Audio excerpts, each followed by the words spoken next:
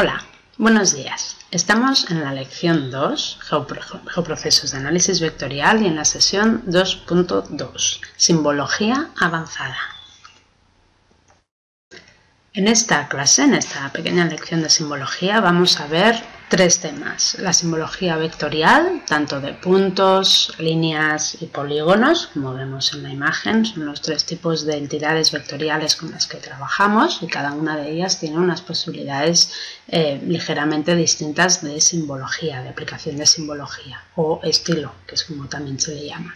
Vamos a ver los etiquetados, que consiste en poner nombre a las distintas entidades que estamos dibujando, tanto sean puntos, líneas como polígonos. Existen múltiples opciones a la hora de etiquetar y vamos a hacer un pequeño repaso a ellas. Y por último vamos a ver los diagramas, que es el etiquetado avanzado de más dificultad, en el cual podemos jugar con las tablas de atributos y podemos etiquetar en función de la ocurrencia de determinados eventos o no. Ya veremos cómo podemos hacer diagramas de tartas o quesitos, como podemos hacer diagramas de columnas o como podemos introducir texto de distintos campos de atributos. Así que vamos a ver en primer lugar la simbología vectorial.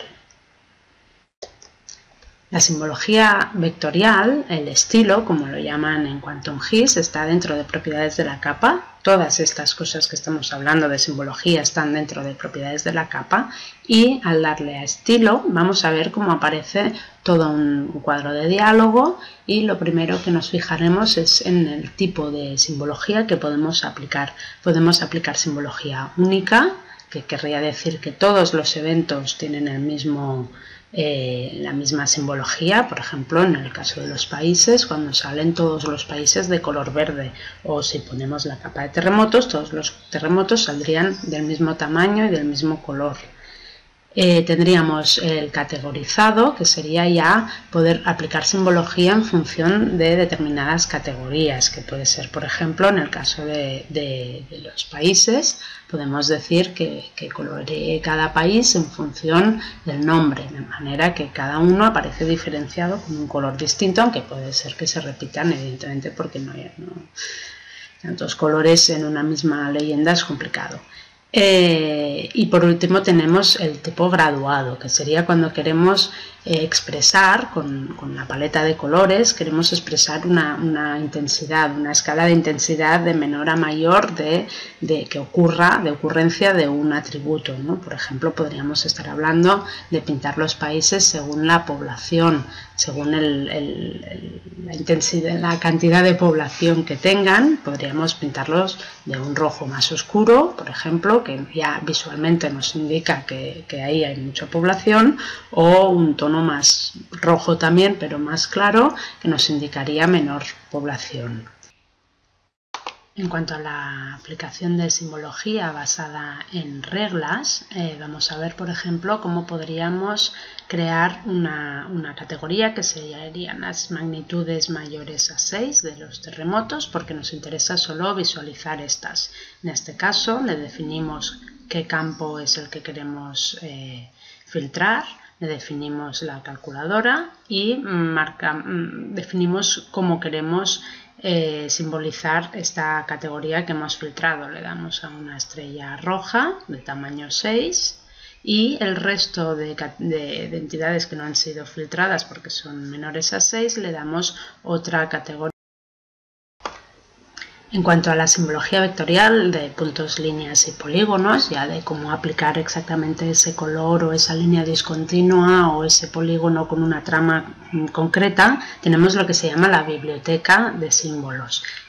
Quantum GIS ya tiene por defecto una gran cantidad de simbología, pero si no tenemos la que necesitamos, siempre podemos importarla, siempre que esté en el archivo .svg, que es el archivo de simbología, y encontremos formatos vectoriales que nos sirvan para nuestra biblioteca. Vamos a ver un pequeño ejemplo de cómo podríamos llegar a poner, por ejemplo, un coche en lugar de terremotos.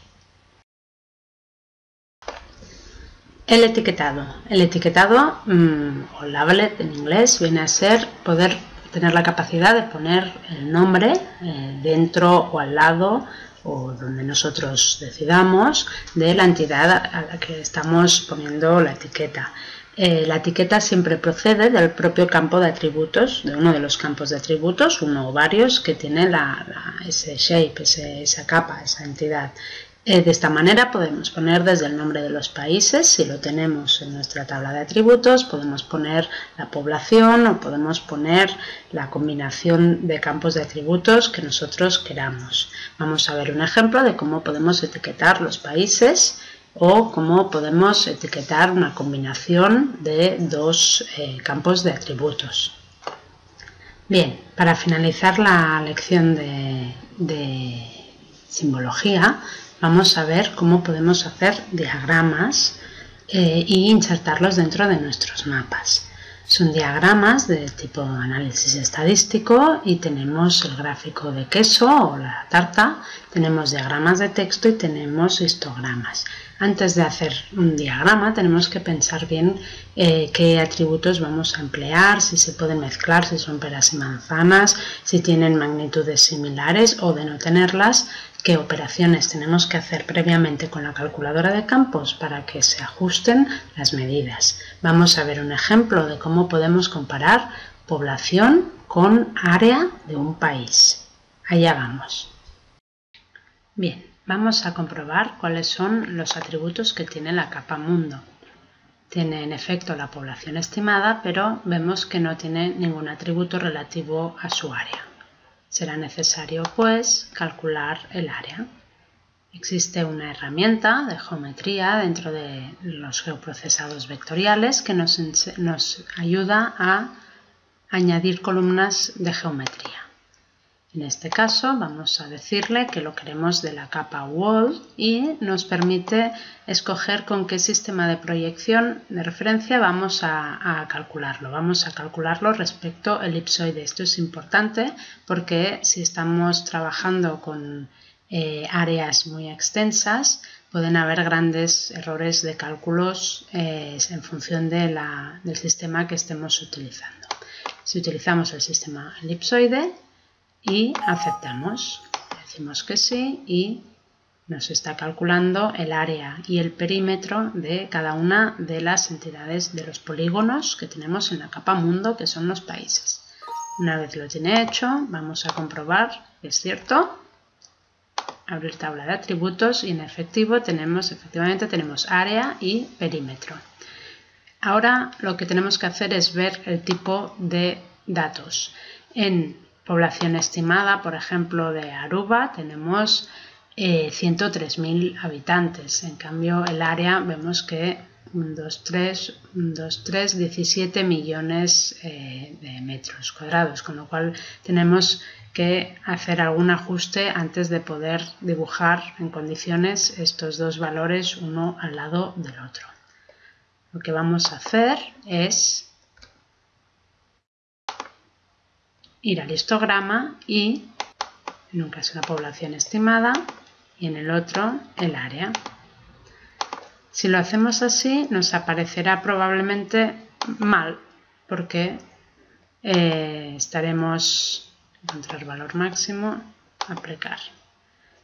Estamos comparando valores de muy distintas magnitudes, por lo que vemos que deberíamos reducir el área y utilizar otras unidades. Lo que vamos a hacer es que el área la vamos a dividir por 10.000. Quitamos el área y la añadimos de esta manera. Área entre, aceptamos y aplicamos. Ahora vemos cómo efectivamente se han equilibrado más. Podríamos cambiar el tamaño hasta ver uno que se ajustará a lo que estamos buscando y según la escala del mapa. Muy bien, ya tenemos una comparativa de área y población y vemos que en algunos países es mayor la superficie que los habitantes y en otros al revés. Muy bien, y ahora que ya hemos visto de qué va esto de la simbología y ya sabemos hacer mapas todavía más bonitos de los que sabíamos hacer, vamos a hacer un mapa de terremotos. Y esta será nuestra práctica de esta sublección. Chao, gracias.